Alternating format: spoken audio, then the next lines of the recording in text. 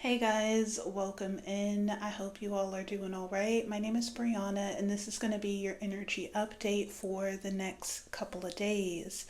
I will be using a combination of oracle cards to channel messages throughout this reading, and I've already pulled the cards out on the table. We won't be talking too much about the astrology within this reading because I have someone's guide here with me. This guide is coming across to me as a tough love guide. This is a masculine energy. This energy is very, I want to say, ancient and wise and quite militant, right? This energy is very like matter of fact and straight to the point. There is like an urgency. It's feeling like an urgency to me. That's how I'm interpreting the energy. I feel like this urgency has a lot to do with divine timing. So this is a guide for a specific collective. This message may not resonate with all, but there is like a significant message that this guide wants to communicate with a specific collective. So we won't get too much into the astrology because there is a very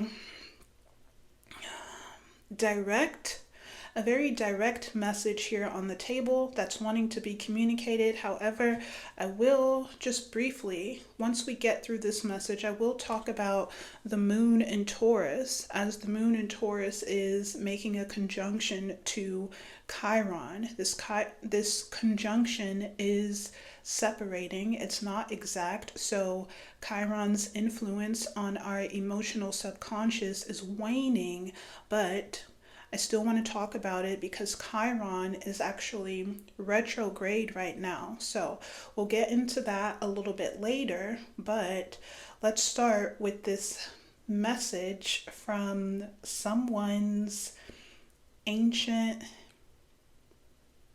spirit guide. Okay?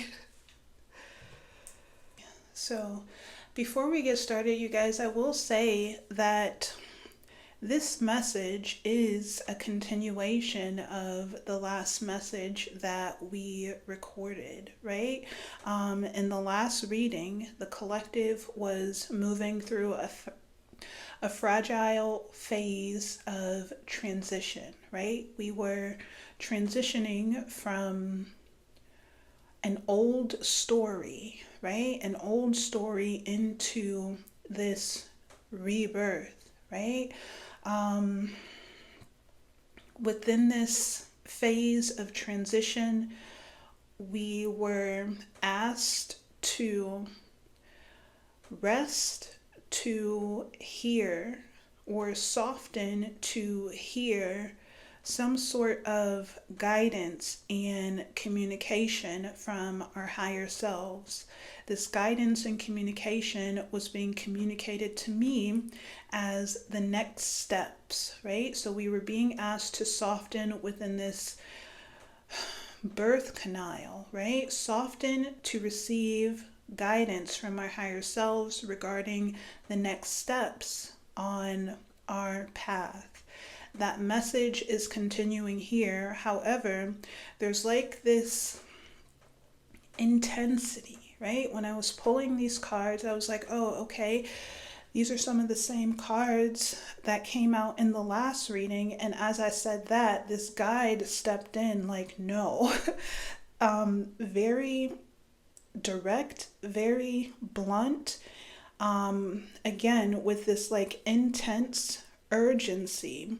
And I feel like this urgency is coming in now because we are reaching the end of this transition, right? We're coming, if we think about this in terms of a tunnel, right? We're reaching the light at the end of the tunnel. We're reaching this rebirth, and this guide is very serious about uncovering. There's something within this dark phase that wants to be discovered and uncovered before we reach this rebirth. And this thing that your guide wants you to uncover while we're in this dark phase is something that's going to help you prosper on the other side, right? It's something that's going to help you prosper on the other side of this transition. So this guide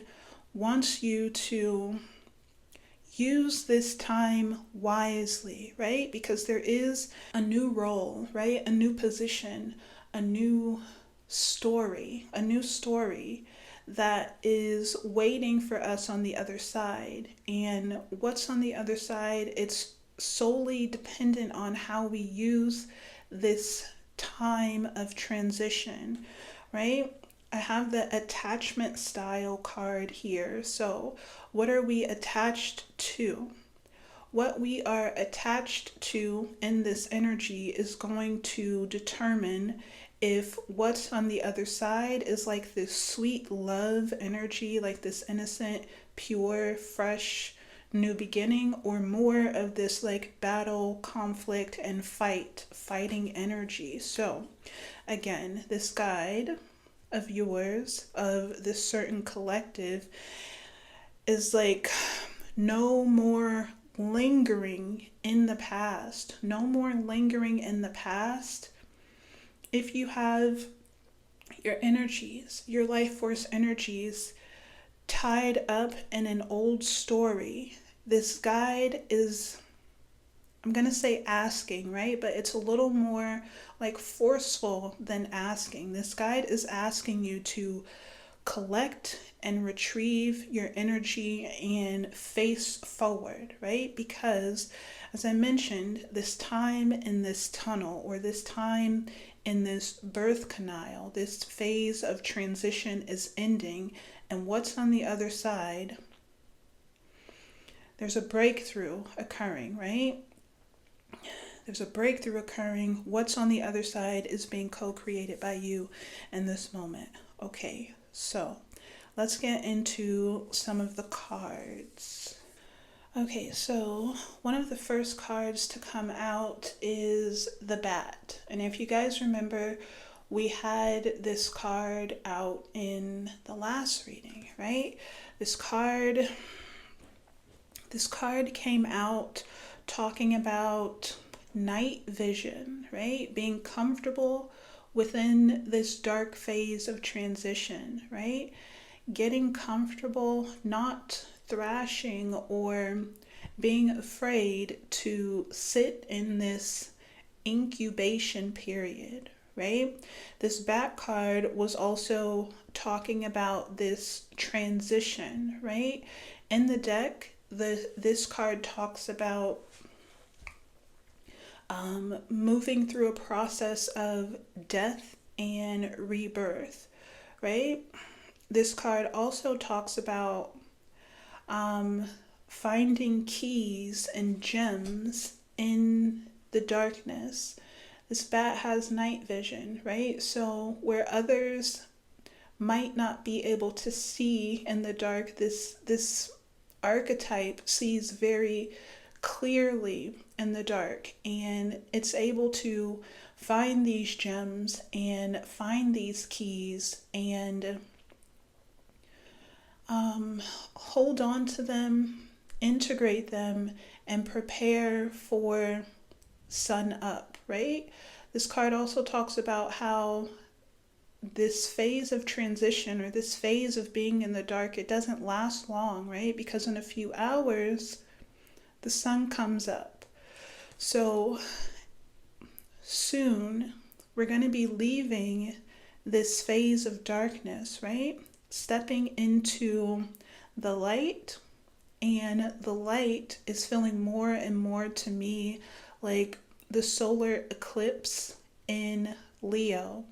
The solar eclipse in Leo is happening on the South Node because the South Node is currently in Leo. The solar eclipse The sun is eclipsing the moon, right? So the sun, this new story, is eclipsing the moon, an old story. So your guides, your higher self wants you to retrieve a gem in this dark phase so that you can carry it with you into this solar eclipse. So what is this gem that your guide wants you to retrieve? We have the One here. The One. This card looks a lot like this card, right? If we take the bat out of this card, it's just like this darkness and this bright light, right? Darkness and bright light. The One talks about your soul's frequency, right? Your unique energetic signature, your life force energy. So it's something that makes you you. It's the thing that makes you you, right?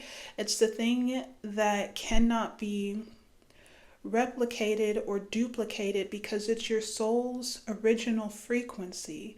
So within this period of darkness, stillness,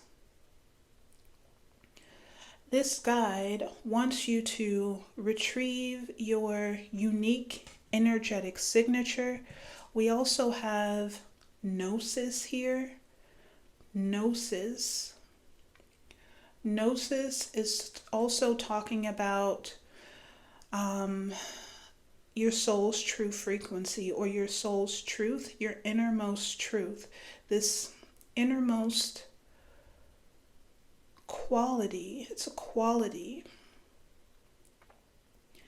It's a truth. I don't know how else to explain it. Authenticity. It's a life-changing truth without distortion, without attachment. This Gnosis card also talks about alchemy. Alchemy. Alchemizing attachments, because we do have the Devil card here. The Devil is talking to me about karmic attachments, which goes back to that guide's channeled message. It's retrieving, collecting your life force, and then facing forward, right? If we're moving away from the past, right? Past, it's a karmic cycle. Karmic cycle that has most likely been repeating for lifetimes, right?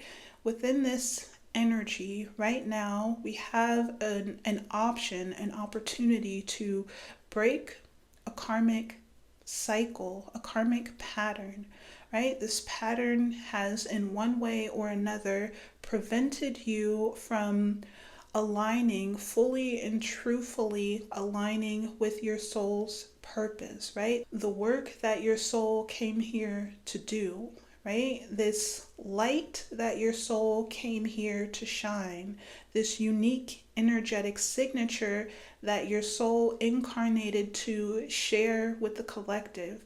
Whatever this karmic cycle is, it's been in one way or another preventing you from aligning with your soul's purpose. It has something to do with your moon, your emotional subconscious. Remember that the moon stores our emotional history, right? Not just history from this lifetime, but past lifetimes as well. So there's like this deeply ingrained karmic frequency that this cycle is able to attach to, right? So within this energy, we want to fully and completely untangle our life force energy from whatever this karmic cycle is. I feel like we've done most of this work, but there are still lingering energies. It may have something to do with fear fear, insecurity, lack, right? Fear about what you are able to create for yourself, insecurity about your worth, your talents, what you have to offer. That's the karmic attachment that your guide is wanting you to dissolve, pull your energy away from, and then face forward into this sun energy. This guide, right? This guide wants you to dissolve, alchemize any lingering worry, any lingering fear, any lingering doubts and insecurities around what you are able to create for yourself, right? This dissolution of this lingering energy is going to, we have 1010 here. 1010. Karmic closure, dharmic beginning, right? Close an old karmic cycle and begin a new dharmic cycle. This is the opportunity that's on the table, right? This is like, we talked about life-changing truth, discovering, uncovering a truth that's going to change your life or has the potential to change your life, right? From a karmic, what do we have here? We had these cards here: sweet love or battle, conflict, fight. So it's like the sweet love is the dharmic energy. I don't know if you guys can see that. Sweet love is the dharmic energy. It's a reality, an experience that feels good, right? Healthy emotional exchange, or more of this battle, conflict, fight, right? Battle, conflict, fight. And the battle, the conflict, the fight is a battle, a conflict, a fight over your life force energy, right? Maybe we have this structured network card: system, organization, ring, cult. This system could be like a family system or organization. I'm not sure. This system is fighting to hold on to your life force energy, fighting to keep your life force energy tangled in whatever this karma is. You're fighting to separate your energy from this group, whatever this group is.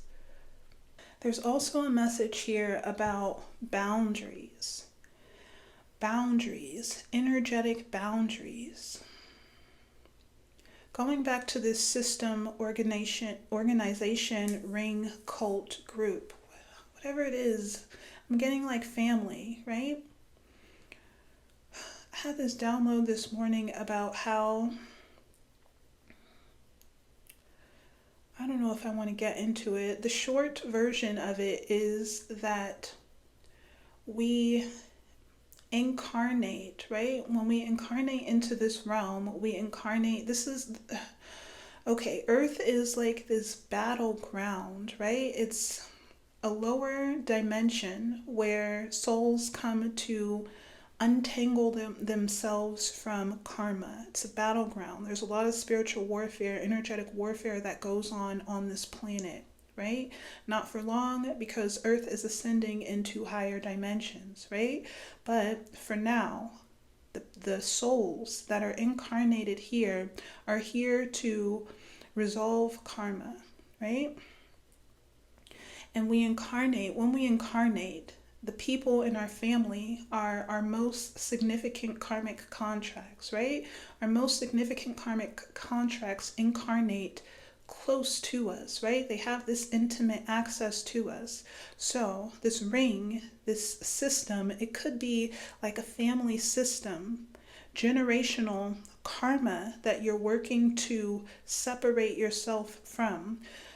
If you are within this family system, the advice is to establish these energetic boundaries, right? Your frequency has to be solo, non-duality, not conjunct or mixed with your family's frequency, right? It's like separating karma, separating your karma or your dharma from your family's karma. There's also an energy of gaslighting here, gaslighting. Maybe your family is going through some sort of karma right now, experiencing some sort of karma. And because you are within this group, you are mistaking this karma for your own karma. This is not your karma. This is your family's karma. That's why it's important to have this sovereign frequency. So there's a message here about boundaries, separating yourself from this group, right? Especially as we're moving into this eclipse. Down here we've got 2 cards of loyalty, right? This first card is loyalty test. It says, what are you loyal to? And then the second card is just loyalty, right? Faithfulness and devotion, commitment, trust, allegiance, consideration. So these cards are coming out asking, what are you loyal to? Are you loyal to yourself, right? Your purpose, the work that your soul... I'm getting a strong energy of sovereignty. It may seem like selfish. It may seem selfish. Something about soul family. You have your soul family and then you have your karmic family. You're not leaving anyone behind, right? Your karmic family, your incarnational family, they have their own journey, right? They're on their own journey. So you're not abandoning anyone or leaving anyone behind by choosing yourself. This is your duty. This guide is like, I don't know, it's like military, like stand up straight. This is your duty, this is your responsibility. But I'm trying to communicate. Fuck, I feel like I'm gonna cry. Hold on. Guys, I'm trying to communicate this message in a way that it lands with love, but this guide is very like intense. Okay, so I was saying that you have this duty as a sovereign soul to move your life force energy into alignment with your purpose, right? Your soul's purpose. We have the hyena here. The hyena is like this class clown energy. Class clown energy doesn't take school seriously, right? Relies on sarcasm and humor to get by. This card is giving, I'm getting like playing around, maybe not taking your purpose as seriously as you should, right? So maybe you want to ask yourself. We also have the frog here. The frog is talking about maybe cleansing, washing away this sarcasm energy, or this energy of not taking your duty seriously. So I was saying that maybe you want to ask yourself, what has your soul come here to do, right? What is your soul's incarnational purpose? What are you here to do? What is this work that you're here to do? And then are you in alignment with that purpose? If you're not sure, check your birth chart, right? Check your birth chart. Check your north node placement. Check the house that your north node is in. Check the energies that are within that house, and also check the energies that are aspecting that house, because the energies that are aspecting that house will either be in support of your purpose or in opposition to your purpose. Your birth chart is like the blueprint, the schematics of your soul, and it outlines your purpose, right? Your soul's incarnate.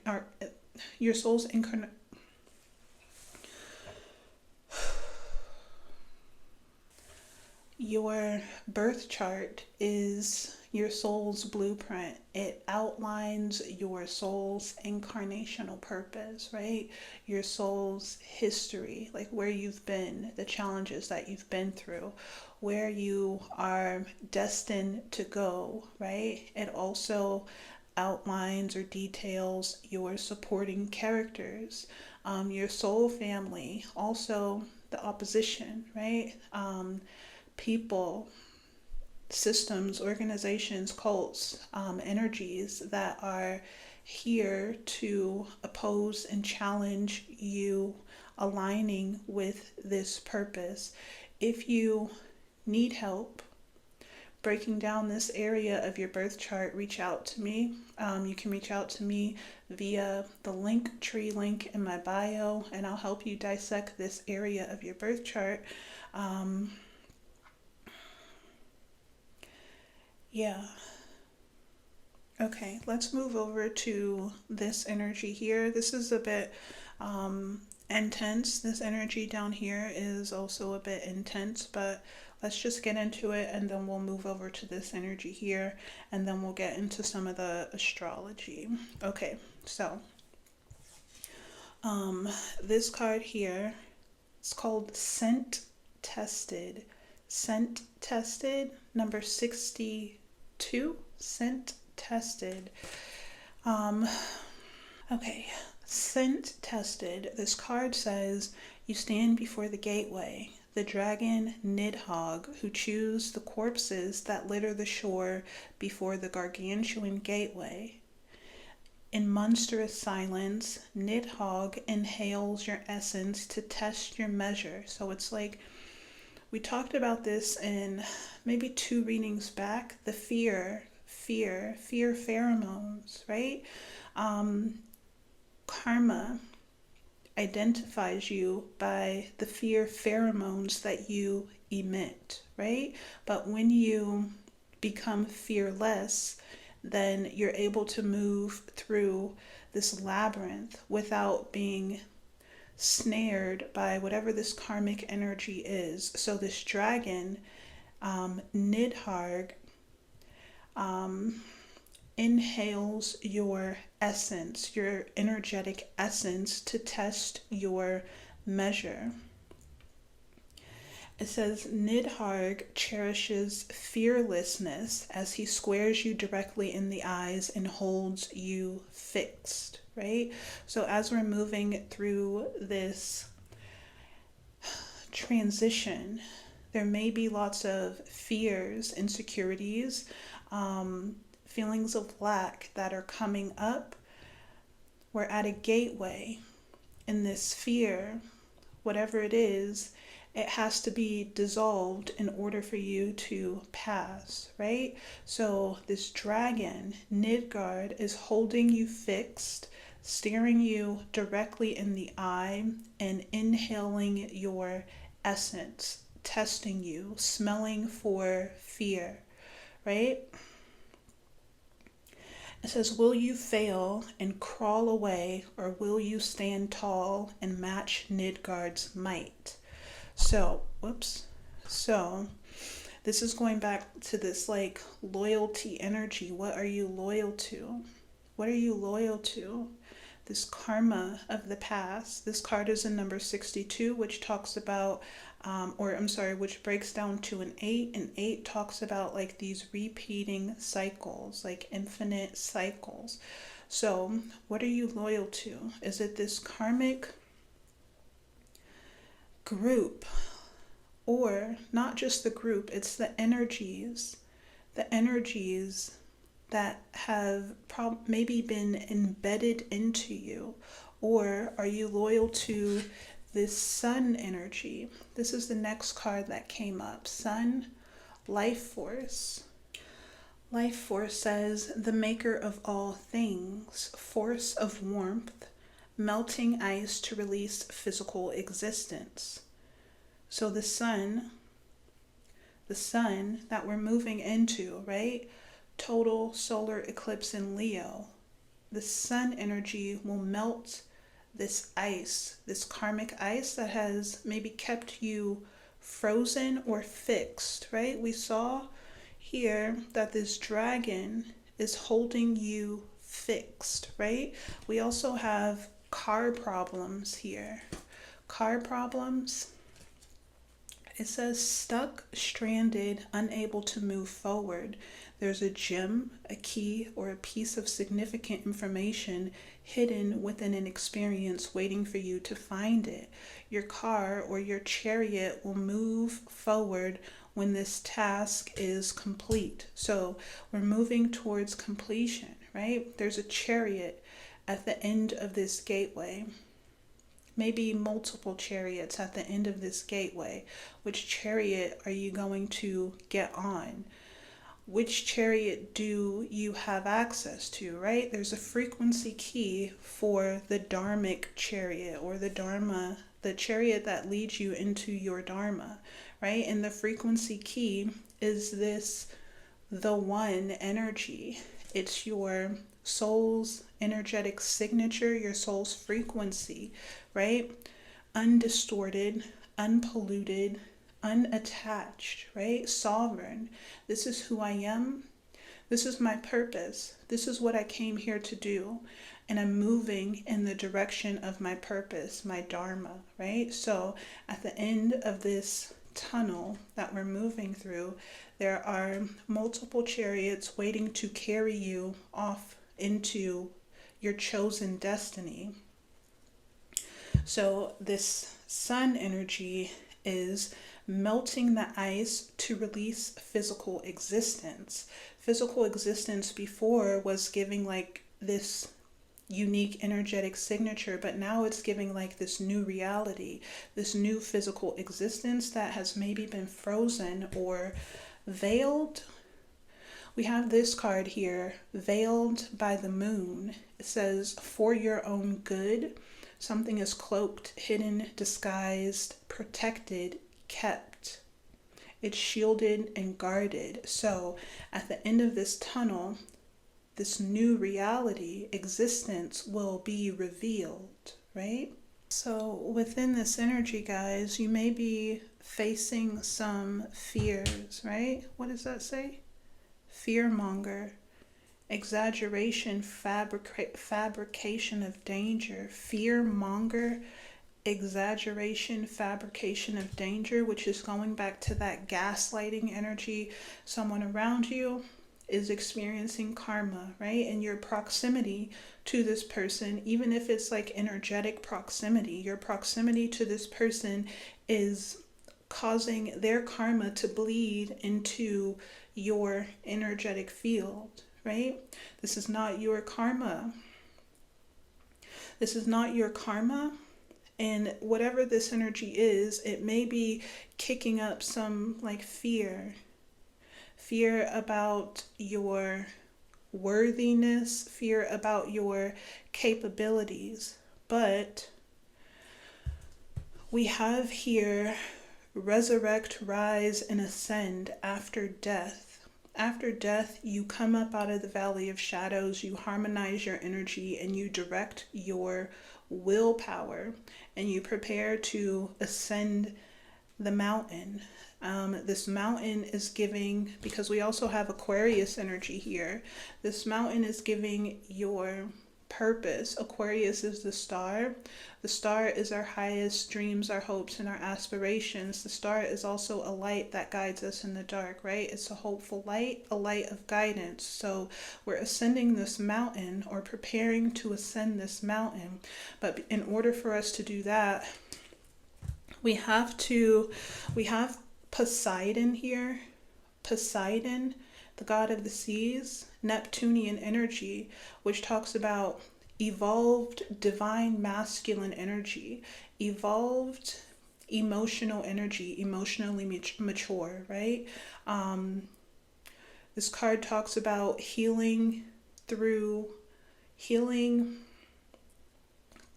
storms, right? Experiencing storms, learning emotional maturity. Emotional maturity is giving, like, separating your emotions from the emotions of others, right? Again, going back to that sovereign energy, establishing these healthy boundaries, this sense of emotional, energetic sovereignty, right? Detaching from whatever this karmic cycle is and the frequencies that are connected to it, directing your willpower towards your purpose. We have purpose here. I don't know if you guys can see that. We have purpose, we have breakthrough, and we have journey. Purpose, breakthrough, and journey. We also have acceptance, which is more of that Neptunian energy. Acceptance is giving dissolution, dissolving, accepting this karmic cycle for what it is, accepting yourself for who you are, accepting your core qualities, your individuality, these gifts, these talents, these abilities, these innate traits that you have incarnated with. These are the energies that you want to harness and prepare to share with the collective, right? Share with the group. These cards are telling a story about uncovering your purpose, right? Harnessing your purpose, breaking through. This breakthrough is giving like material change, and then embarking on this journey to share your gifts, your talents, and abilities with the group. There's also a message here about the South Node in Leo. South Node in Leo. I'm going to have to make another video about that, but the South Node in Leo is, there's a focus on recovering your confidence, your radiance, and your enthusiasm, right? Your enthusiasm for life, recovering this energy from the South Node, from a karmic past, from generational stories, right? Recovering this energy from the South Node, and then directing that energy or using that energy to propel yourself into your North Node. The North Node is in Aquarius right now. This is talking about sharing your eccentric, individual, unique gifts with this is your offering, right? This is your dharmic offering to the collective. This guide wants you in the game, right? This guide wants you to be an active player in the game, radiant, bright, and seen, not hidden, right? Okay, guys, I'm not going to talk about the Chiron energy. I'll talk about that in another video. I'm just going to go ahead and get a closing message. You guys, if you have found these messages to be helpful or useful, please be sure to like the video, subscribe if you haven't subscribed, and leave a comment, even if the comment is just an emoji, right? Your engagement and interaction with these videos, it does let YouTube know that these videos are helpful, and in turn, that helps the channel grow, okay? So I'm going to get just a closing message for you guys, and then we will get out of here. Let's see what we have. Closing message for the collective.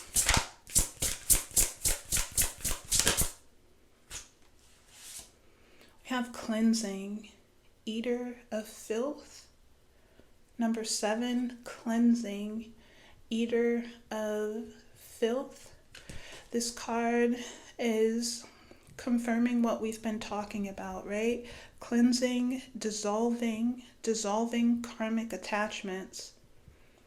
Number 7 talks about preparing for the fulfillment of a divine contract. So as we're nearing the end of this birth canal, right, we have release at the bottom of the deck, and deflection, averter of evil. So